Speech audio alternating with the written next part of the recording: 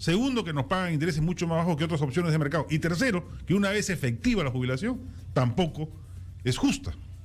El informe ha sido Perdón. Un estornudo imprevisto. Este informe ha sido preparado por Luisa García Telles y ha contado entre las personas que han participado en la misma, la participación de Alberto Friedman Prisanden, el asesor de aportes y pensiones, a quien tiene la gentileza de poder estar aquí con nosotros para que nos explique exactamente cuál es el descubrimiento, que yo creo que va a pasmar a muchos. Yo ayer lo compartí en las redes y mucha gente que lo ha podido leer, lo que primero que dijo, por favor, que me devuelvan mi plata. ¿Qué tal, Alberto? ¿Cómo estás? Buenos días. Buenos días, Juan Carlos. Gracias por invitarme.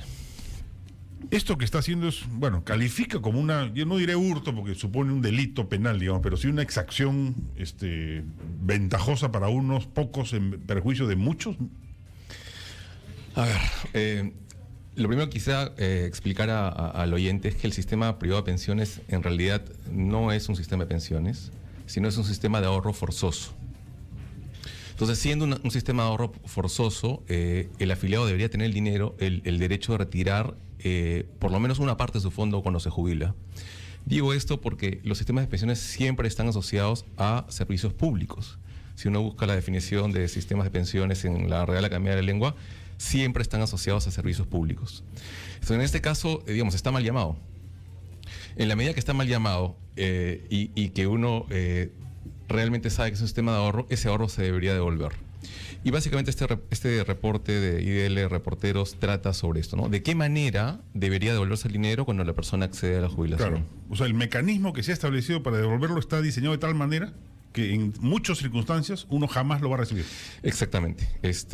Hay varias simulaciones. Claro, acá colocan el ejemplo de un jubilado de 65 años que tiene un fondo acumulado de 250.000 soles y que no tiene herederos, digamos. O sea, no tiene esposa ni hijos. Correcto. Lo han hecho para simular esto y concluyen que a la postre, si se muere en el plazo normal de vida de un peruano, no le dan ni el 60%, creo. Sí, ahí depende de la rentabilidad que haya ganado la AFP, ¿no?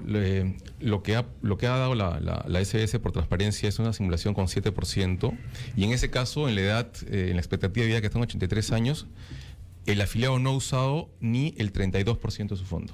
Ni el 32%. Sí, al revés de lo que estaba yo diciendo. Cuando la rentabilidad es del 7%. Si la rentabilidad es menor, 6, 5, 4%, comienza a usar un poco más, hasta el 50% de su fondo. Entonces, más o menos... ¿Y el resto? El resto... ¿Se lo queda la AFP? No. Si uno escoge retiro programado, lo heredan los herederos, vale la redundancia, siempre y cuando no hayan beneficiarios. Porque si es que el afiliado fallece y está casado, su esposa cobra una pequeña pensión. Y recién cuando la esposa fallece es que se heredan los fondos. O sea, eso puede ser 30 años después. Estudiarlo. Me dejo entender. Claro. Eso es lo que establece la ley. O sea, la herencia... no es que yo, en mi caso, por ejemplo, tengo un fondo ahí, que yo por mí lo sacaría mañana mismo, pero en fin, ahí lo tengo. Más o menos como el de este señor prototipo del estudio. Sí. Yo ya no he vuelto a aportar, solamente aporté 5 años, etcétera. Si yo me muero, me jubilo, empiezo a recibir mi pensión y me muero a los 80 años, no es que el saldo completo lo reciba mi esposa. No, tu esposa recibiría, digamos, si tu pensión es 1.000 soles y no tienes hijos, tu esposa recibiría 420 soles. Si tienes un hijo, tu esposa recibiría 320 soles y tu hijo recibiría 140 soles. Y eso va a suceder hasta que tu esposa fallezca también.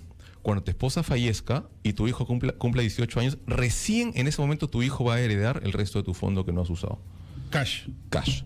Pero eso puede pasar mucho tiempo. No, claro, pueden pasar que 40 años. Claro, la idea... Y se arma un carrusel gigantesco de circunstancias similares. Claro, lo que yo creo, digamos, sería ideal es que la familia herede el 100% de los fondos cuando el afiliado fallece. Claro. Esa es una de las cosas... la postre es un gran sistema diseñado para sacar plata de los bolsillos de millones de personas en beneficio de unos pocos. Mira, el sistema tiene muchas cosas, o sea, tiene cosas buenas y tiene cosas malas, ¿ya? Las cosas buenas ya las ha dicho la SBS, ya las han dicho las AFPs, que son la buena rentabilidad que han dado y que mantienes básicamente la propiedad de tus fondos. Esas son las cosas buenas del sistema. Bueno, pero mantener la propiedad es nominalmente. Exactamente, ¿no? Nominalmente, digamos, con ciertas, claro, con bastantes restricciones. Porque finalmente no terminas de ver nunca tu dinero. Claro, ya. Claro. Pero, digamos, es un eufemismo, pero es así. Mantienes la propiedad de tus fondos. Entonces, esas son las cosas buenas del sistema. Las cosas malas son, primero, que no hay libertad. Es decir, cuando tú te jubilas no tienes forma de disponer de ese dinero. Por ejemplo, y eso es algo que plantea el artículo al final, no tienes forma de migrar tu dinero a un banco y puedas vivir de los intereses. Esos intereses son siempre mayores a las pensiones que te paga Así es. una compañía de seguros o una AFP. Es más, Entonces, cualquier mínima operación inmobiliaria, aún funesta, sí. aún mal hecha, te equivocaste y compraste en el distrito equivocado, donde no iba a crecer como creció en el otro, aún la peor decisión de compra o de inversión inmobiliaria te es más rentable que cualquier inversión que haga la AFP con tu plata. Correcto. Entonces lo que tiene que haber ahí es una competencia, tiene que haber un libre mercado, que tú puedas disponer tu dinero en un fondo inmobiliario o en un fondo de inversión como Sigma, donde está el señor Carranza, el exministro, él dirige ese fondo y él en una entrevista a Gestión manifiesta que ese fondo da 15% anual. Entonces, ¿por qué yo no puedo meter mi plata si es que me da 15% anual? No, lo peor es que ahí la meten las AFPs. Correcto. Ese es el tema. O sea, ellos sí usan los fondos más rentables para su beneficio y a mí me dan el peor, el hueso. Claro, digamos, no el hueso, pero te dan un poco menos, te dan bastante menos. Entonces, lo ideal es que haya libertad. Entonces, si la AFP es eficiente... No, además, por último, yo puedo admitir ya, en fin, a alguien que tenga la preocupación social por los jubilados, que no creo que exista, la verdad. Eso se hizo para tener un mercado de capitales. No, claro, eso es un mercado... Suponiendo que lo hubo, ya, te obliguen pues hasta que te jubiles.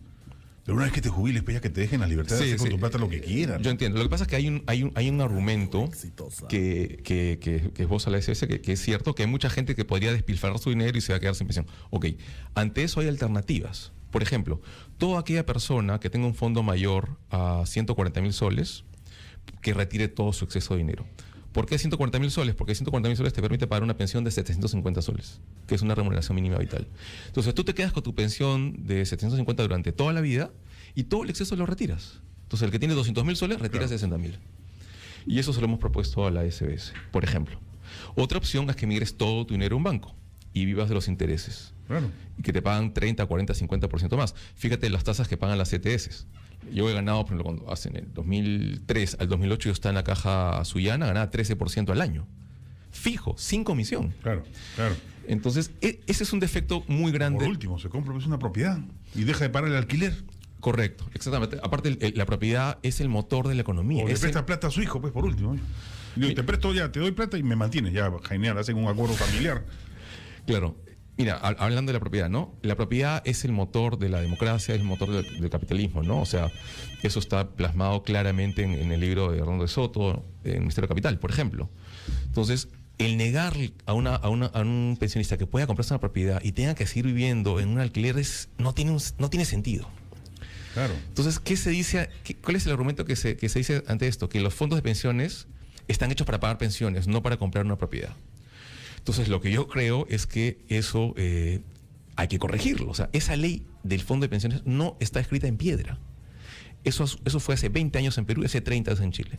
Si nos hemos dado cuenta ahora que es más eficiente para un afiliado poder comprar una propiedad o poder migrar su dinero a un banco, pues hagámoslo. Porque ya nos hemos dado cuenta que es más beneficioso para un afiliado. Además, desde todo punto de vista, inclusive desde el punto de vista liberal, que muchos es la bandera que enarbolan para defender el sistema, deberían dar por asumido que el señor afiliado, el señor jubilado, es el más capaz y el mejor indicado para decir qué hacer con su dinero.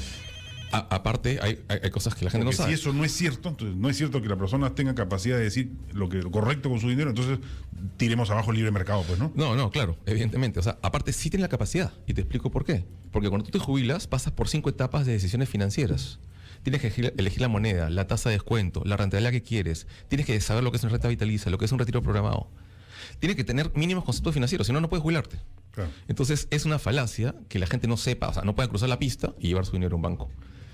Aquí Heriberto Hidalgo me dice que él cree que él puede retirar el 100%. No se puede. No se puede. Solamente en ningún momento. Solamente jubilación por desempleo, cuando tu pensión es menor a 750 soles, puedes retirar el 50% del fondo. Ese es lo máximo que puedes retirar. Sí, y solo con esas condiciones. Y tienes que tener 55 años siendo hombre y 50 años siendo mujer. Pero este régimen vence en el 2015. Claro, en otras circunstancias no. O sea, mucha gente cree, no, yo me jubilo y me dan todo, ¿no? Sí, y muchos clientes piensan eso. No se puede. O sea, bueno.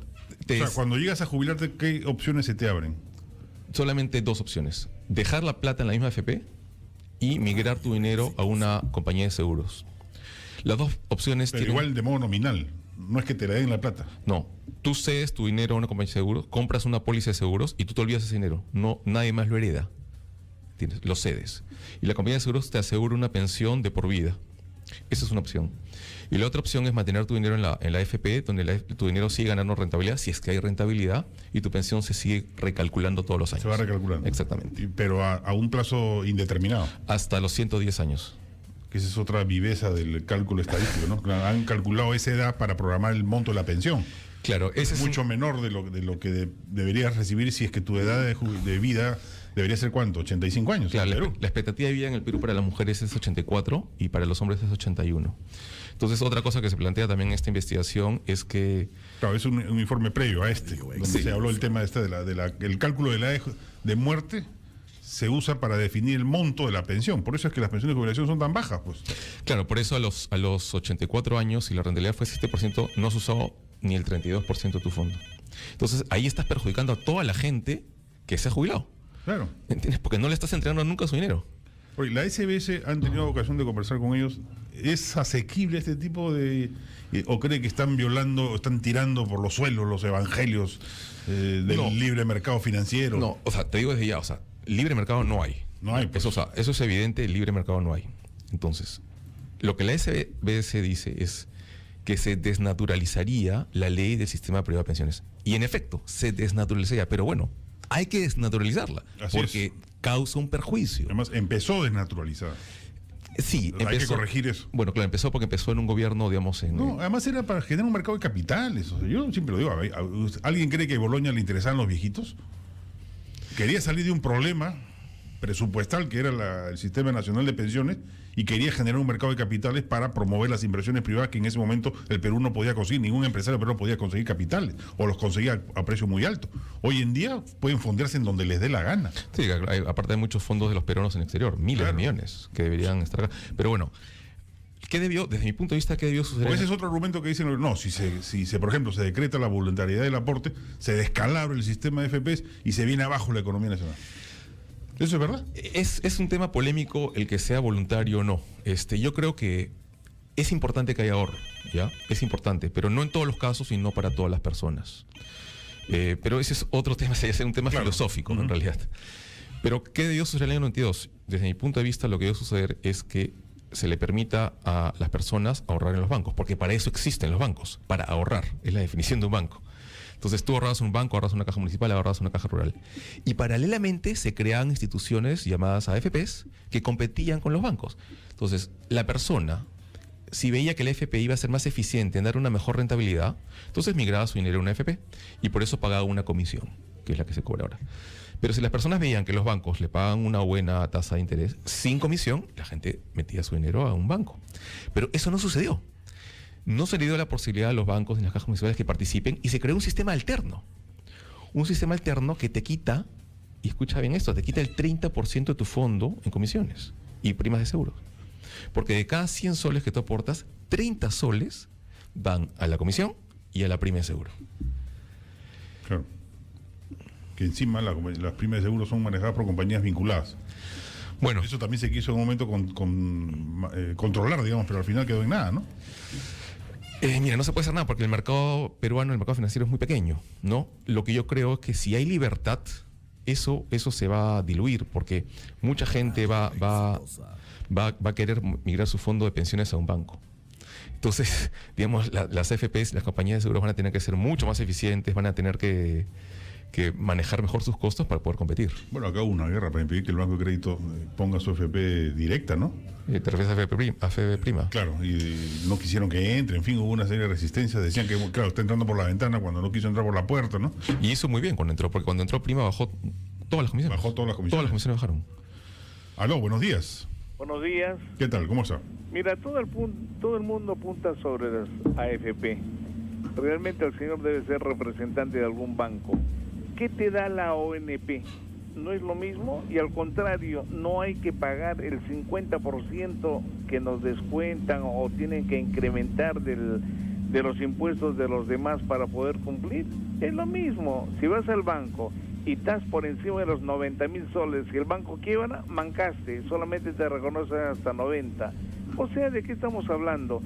Yo tengo un familiar que tuvo 10 años trabajando, tuvo un problema y el seguro de la AFP digamos, le da el 75% de lo que ganaba y no ganaba mal. Hecha la suma hasta el momento, supera lo que él ha dado a la AFP. De lo que él ha aportado. De lo que él ha aportado. Entonces tiene sus cosas beneficiosas y también tiene sus otras también, pero ¿por qué no hablan de la ONP? ¿Da algo? ¿A alguien le aseguran algo? ¿No sabes cuánto tienes? Todo es una misma bolsa y realmente por eso te digo que... No, la ONP es un desastre, en eso coincidimos. Sí, así es. Por lo menos en la AFP sabes cuánto tienes. Realmente no es lo que uno quisiera y bueno, se podría modificar en algo, pero al final el que más aporta, más gana. Ok, eso es todo. Gracias. Aló, buenos días. ¿Aló? Buenos días, ¿qué tal? Hola, buenos días, Juan Carlos. Justo estaba escuchando hace rato este tema que es muy interesante. Yo realmente estoy en una planilla y me siento realmente muy estafado por el tema de un aporte obligatorio a una FP. Claro, si lo vas a comparar con la ONP, obviamente pues claro. la ONP es peor, ¿no? Pero compáralo con los bancos, pues, ¿no? Si te obligan a aportar, tienes que tú por lo menos poder tener la posibilidad de elegir. O sea, yo tengo mi plata, cobro mi plata y no puedo disponer de ese dinero porque me descuentan un montón de plata que va a un FP que yo, si de repente la veré o no la veré.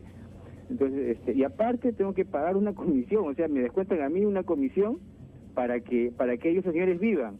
Si ya me descuentan una cantidad de dinero y de ese dinero lo van a trabajar, que de ese dinero cobren su comisión, que no me descuenten a mí más, o sea, me descuentan 30%, como decía el señor, y de aparte, en total, ¿no? Y dentro de eso está incluido algo que yo les tengo que pagar a ellos para que ellos vivan.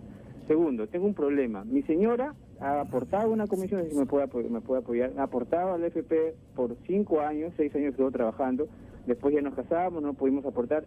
¿Qué puede hacer para cobrar? Nosotros tenemos un hijo con una discapacidad y necesitamos comprar cosas para él.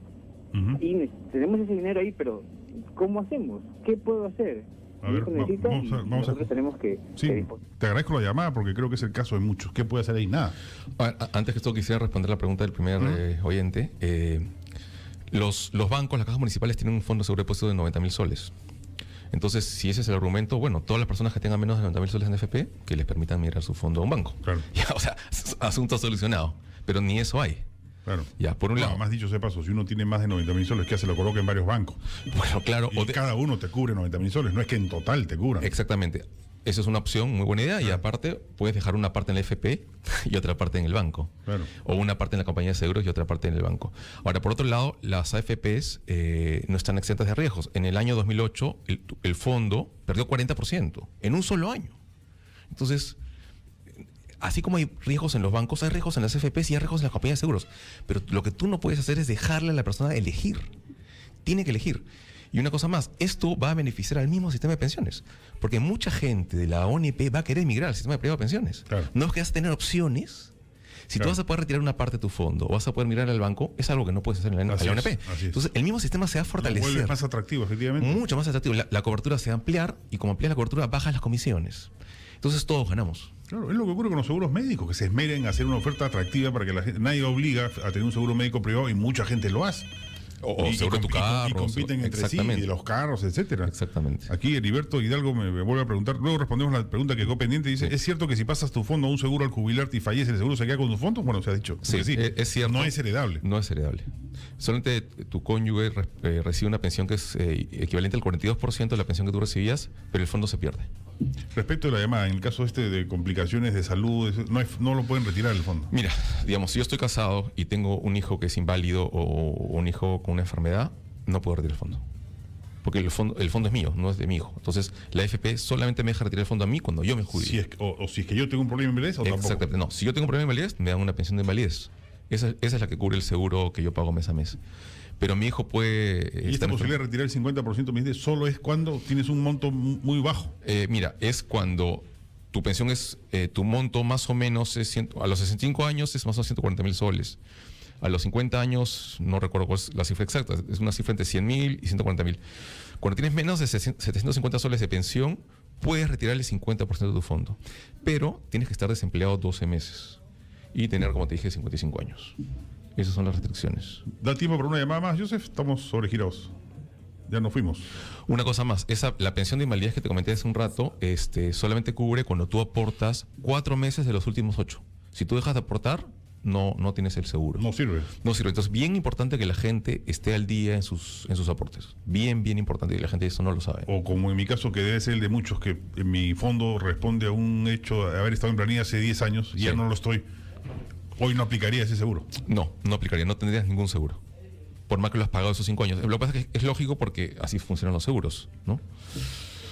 Liberen todo, ese es mi punto de vista. Que sea totalmente libre. ¿Tú quieres aportar a ONP o AFP? Hazlo. Si no quieres, no aportes y no te descuenten. Y en lugar de pagar eso, que te den a ti la plata. Ese es mi punto de vista. Yo no creo que haya ningún colapso financiero. La gente va a evaluar si le conviene o no, ¿no? Bueno, sí, es como la gente ahorra en los bancos. Hay gente que ahorra, ¿no? Claro. La gente no es tonta. Hay gente que invierte. O sea, yo con mi fondo ahorita me haría que me compro 4 departamentos. Sí, ahora... Y los alquilo. Y vivo mucho mejor y con una pensión más alta que con esperar a jubilarme a los 65 años. Yo sé, Juan Carlos, ahora lo que pasa sería una hecatombe si tú haces que la gente no aporte, ¿no? Sería una hecatombe. Entonces, ¿qué porcentaje de gente crees que sacaría su dinero si se permite hacerlo? Mira, yo... 99%. Te comento mi caso. Yo he tenido muchos años aporte sin fin previsional en la AFP, porque me da buena rentabilidad. Entonces, yo sí aportaría, porque muchas veces la AFP me ha dado mejor rentabilidad que el banco. Claro. Pero eso porque ha sido así, porque esa rentabilidad ha sido buena. Entonces, si las AFP son capaces de mantenerte esa rentabilidad a lo largo del tiempo, la gente va a aportar. Claro. Y en vez de un banco va a preferir una AFP. Claro, pero hoy día no lo hacen, porque tienen mercado cautivo. Ese es el tema. Y encima a partir de agosto, los independientes también. Ese es otro asunto, ¿no? La gente se ha olvidado, ¿eh? Postergaron un añito nomás el aporte de los de cuarta categoría. Sí, eso a mí, me parece mal, porque la gente que es independiente corre un riesgo en su vida, asume un riesgo de ser independiente, y le estás cargando un costo y no le estás dando ningún beneficio. Claro, porque le estás cargando el 10% de su ingreso más el 30% de la comisión, ¿y qué beneficio le das? No está en planilla. Entonces me parece que la gente que es independiente debería mantenerse independiente. Muy bien, Alberto, muchas gracias. Hemos estado con Alberto Friedman Prisant, asesor de aportes y pensiones. Les recomiendo que lean esta